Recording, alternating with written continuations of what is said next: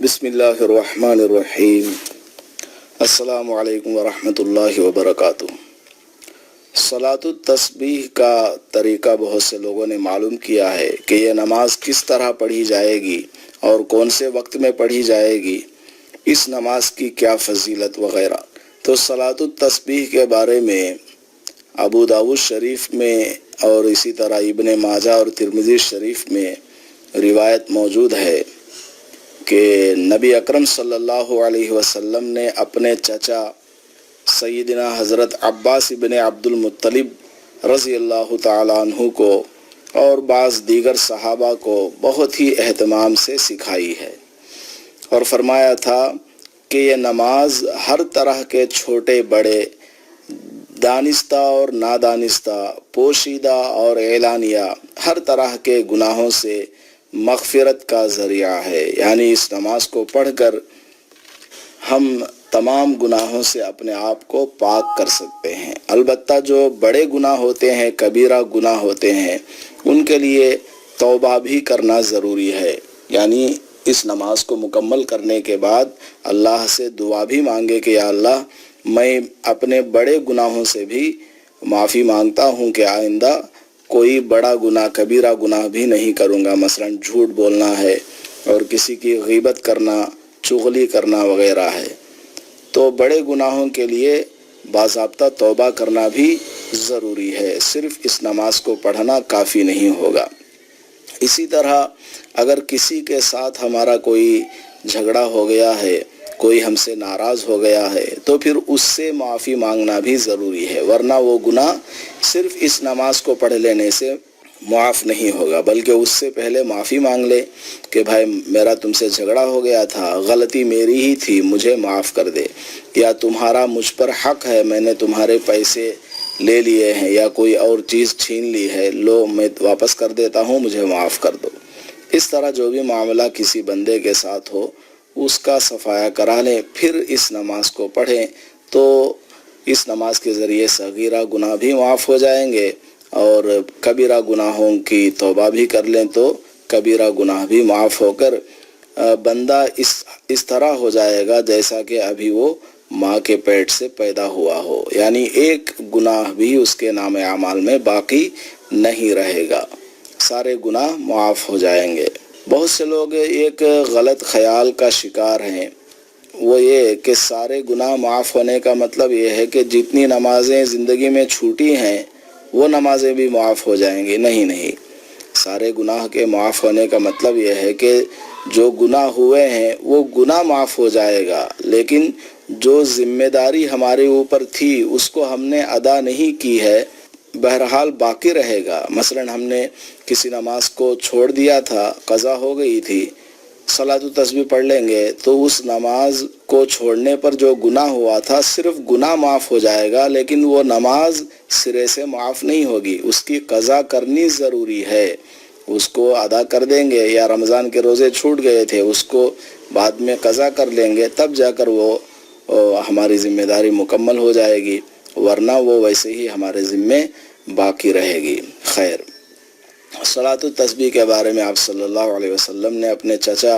حضرت عباس رضی اللہ تعالیٰ عنہ کو فرمایا تھا، اور دیگر صحابہ کو بھی، کہ اس نماز کو پڑھنا چاہیے اور بہت فضیلت والی یہ نماز ہے۔ اور ایک خاص بات آپ نے ارشاد فرمائی ہے کہ بہت سے مشکلات کے لیے یہ حل ہے، یعنی اس نماز کے ذریعے آدمی اپنے مشکل سے مشکل کام کو بھی آسان کر سکتا ہے۔ نماز پڑھ کر اللہ سے دعا کریں کہ یا اللہ میرا فلاں معاملہ بہت پیچیدہ ہے، مشکل کن ہے، اے اللہ اس کام کو آسان کر دے، تو انشاءاللہ اللہ کی ذات سے امید ہے کہ اللہ پاک اس مشکل کو آسان کر دے گا۔ کوئی بھی مشکل کام ہو اس سے پہلے اس نماز کو پڑھ لیں گے، جس طرح صلاۃ الحاجت ہے اسی طرح اس نماز کو پڑھنا بھی مفید ہے۔ اور آپ صلی اللہ علیہ وسلم نے یہ بھی تاکید سے فرمایا تھا کہ اگر ممکن ہو، پاسبلٹی ہو، کر سکتے ہو آپ، تو روزانہ اس نماز کو پڑھیں۔ اگر روزانہ نہیں پڑھ سکتے تو ہفتے میں ایک بار پڑھ لیں، کسی بھی دن پڑھ لیں، چاہے جمعہ کو پڑھ لیں، کوئی حرج کی بات نہیں ہے۔ اور ہفتے میں نہیں ہو پاتا ہے تو مہینے میں ایک بار، ورنہ سال میں ایک بار اس نماز کو پڑھ لیں۔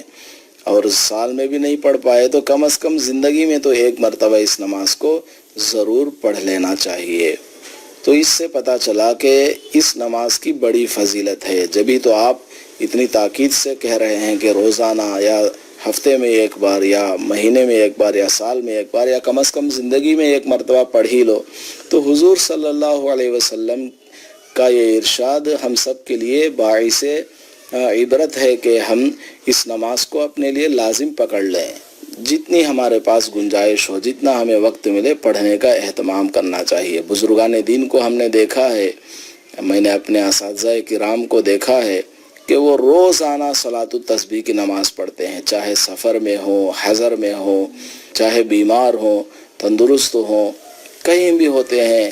میں نے دیکھا ریلوے اسٹیشن پر بھی پڑھ رہے ہیں، ایئرپورٹ پر بھی اگر وقت ملتا ہے کہ ہوائی جہاز کے آنے میں بھی اتنا وقت ہے تو وہاں پر بھی صلاۃ التسبیح پڑھ رہے ہیں، یعنی ناغہ نہیں ہونے دیتے ہیں، روزانہ پڑھتے ہیں۔ اس طرح کے بزرگوں کی میں نے زیارت کی ہے الحمدللہ۔ خیر، میں نے ویسے ہی یہ شوق دلانے کے لیے بتلایا ہے۔ تو صلاۃ التسبیح نماز پڑھنے کا کیا طریقہ ہے؟ دو طریقے احادیث سے ہمیں معلوم ہوتے ہیں۔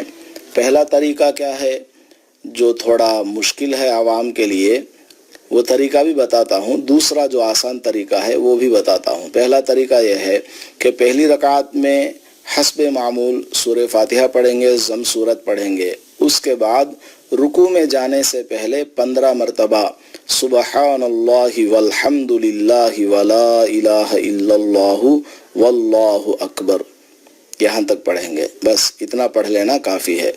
رکوع میں جانے سے پہلے 15 مرتبہ پڑھیں گے، اس کے بعد رکوع میں سبحان ربی العظیم 3 مرتبہ یا 5 مرتبہ پڑھنے کے بعد اسی تسبیح کو سبحان اللہ والحمد للہ ولا الہ الا اللہ واللہ اکبر کو 10 مرتبہ پڑھیں گے، تو 25 بار ہو گیا۔ پھر قومہ میں یعنی رکوع کے بعد سیدھا کھڑا ہو کر ربنا لک الحمد کے بعد 10 مرتبہ پڑھیں گے، تو 35 بار ہو گیا۔ اس کے بعد پہلے سجدے میں 10 بار پڑھیں گے، سجدے میں جا کر سبحان ربی العالی پڑھیں گے، اس کے بعد 10 مرتبہ پڑھیں گے۔ پھر پہلے سجدے کے بعد جب بیٹھیں گے، جلسہ اس کو کہا جاتا ہے، اس میں 10 مرتبہ پڑھیں گے۔ پھر دوسرے سجدے میں سبحان ربی العالی کے بعد 10 مرتبہ پڑھیں گے۔ پھر سجدے سے اٹھ کر قیام کی طرف جانے سے پہلے یعنی دوسری رکعت کے لیے کھڑا ہونے سے پہلے بیٹھ کر 10 مرتبہ پڑھیں گے، تو یہ کل 75 ٹائمز ہو گیا۔ پھر دوسری رکعت کے لیے کھڑے ہوں گے تو پہلی رکعت میں جس طرح پڑھا تھا اسی طرح پڑھتے ہوئے جائیں گے، یعنی کھڑے ہوتے ہی سب سے پہلے بسم اللہ پڑھیں گے، اس کے بعد سورہ فاتحہ پڑھیں گے، پھر ضم سورت پڑھیں گے، اس کے بعد رکوع میں جانے سے پہلے 15 مرتبہ یہ تسبیح پڑھیں گے، سبحان اللہ والحمد للہ ولا الہ الا اللہ واللہ اکبر۔ پھر رکوع میں جائیں گے، سبحان ربی العظیم پڑھنے کے بعد 10 مرتبہ اسی تسبیح کو پڑھیں گے۔ پھر رکوع سے سیدھا کھڑا ہو کر قوما کی حالت میں 10 مرتبہ پڑھیں گے۔ پھر پہلے سجدے میں 10 مرتبہ، پھر پہلے سجدے کے بعد بیٹھ کر جلسے میں 10 مرتبہ، پھر دوسرے سجدے میں 10 مرتبہ پڑھیں گے۔ اس کے بعد سب سے پہلے التحیات کو پڑھیں گے، اس کے بعد اس تسبیح کو 10 مرتبہ پڑھیں گے۔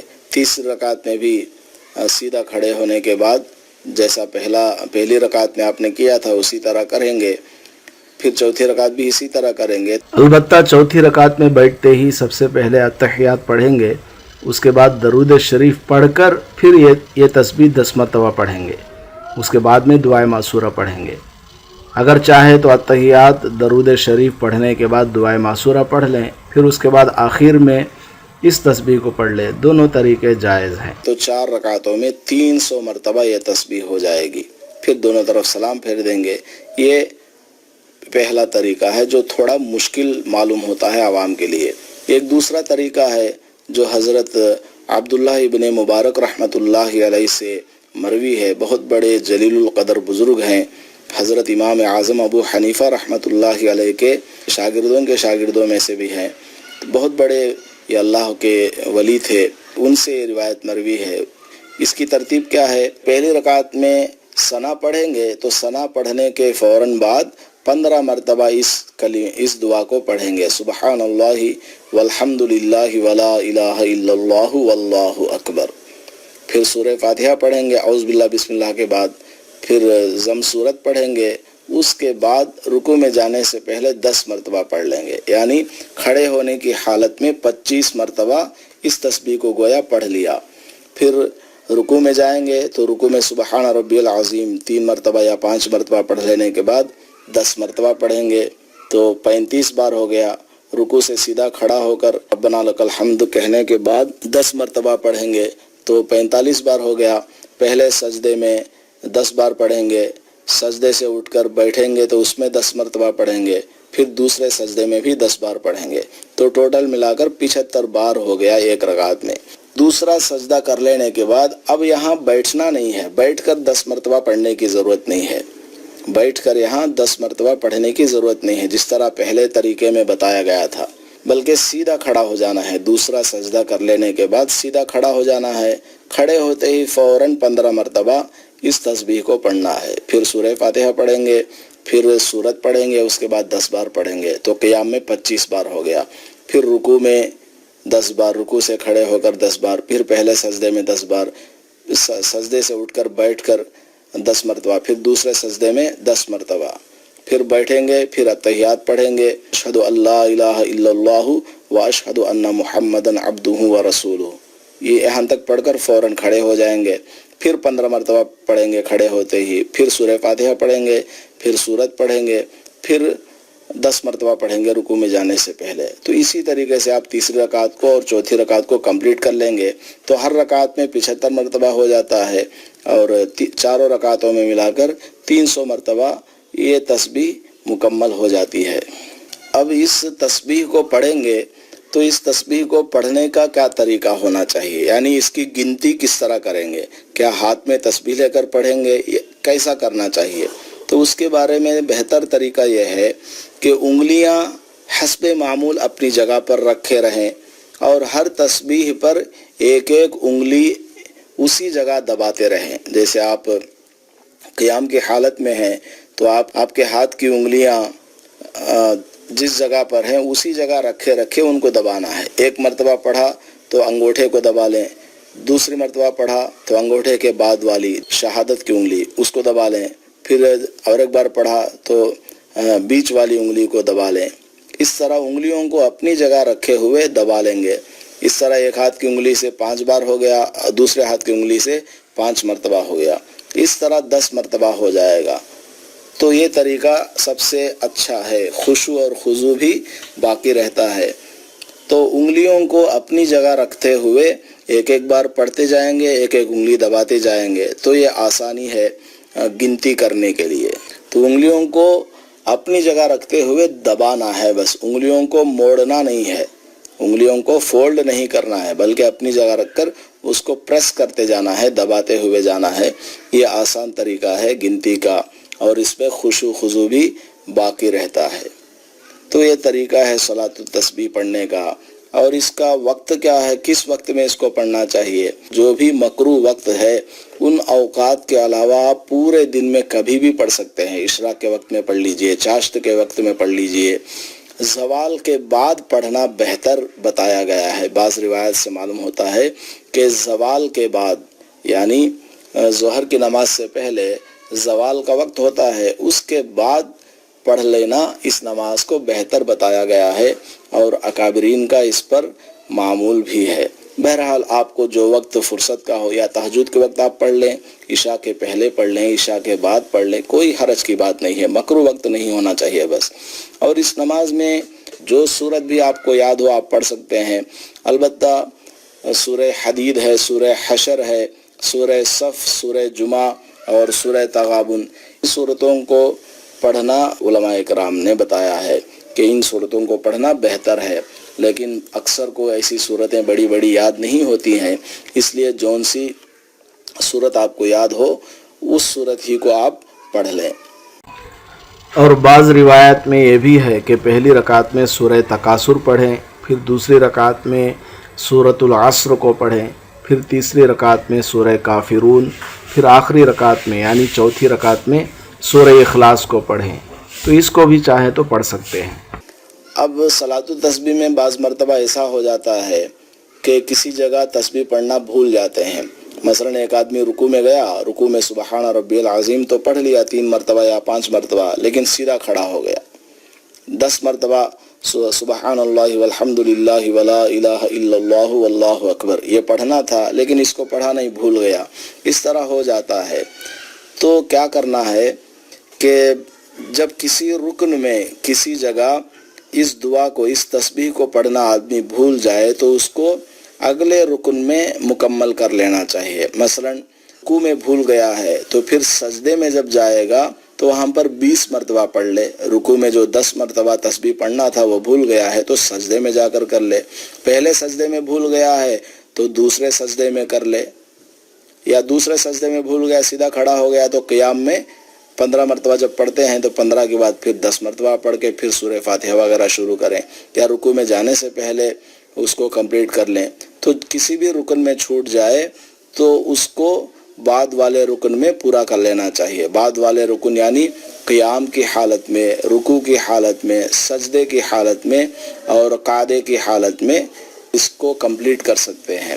البتہ قومہ، جلسہ اور جلسہ استراحت میں نہیں پڑھنا چاہیے۔ قومہ یعنی رکوع کے بعد جو کھڑے ہوتے ہیں اس میں، اور جلسہ یعنی 2 سجدوں کے درمیان جو بیٹھتے ہیں اس میں، اور جلسہ استراحت یعنی دونوں سجدوں کے بعد قیام کو جانے سے پہلے بیٹھنا۔ اس میں ان تینوں جگہوں میں پہلی چھوٹی ہوئی تسبیح کو نہیں پڑھنا چاہیے۔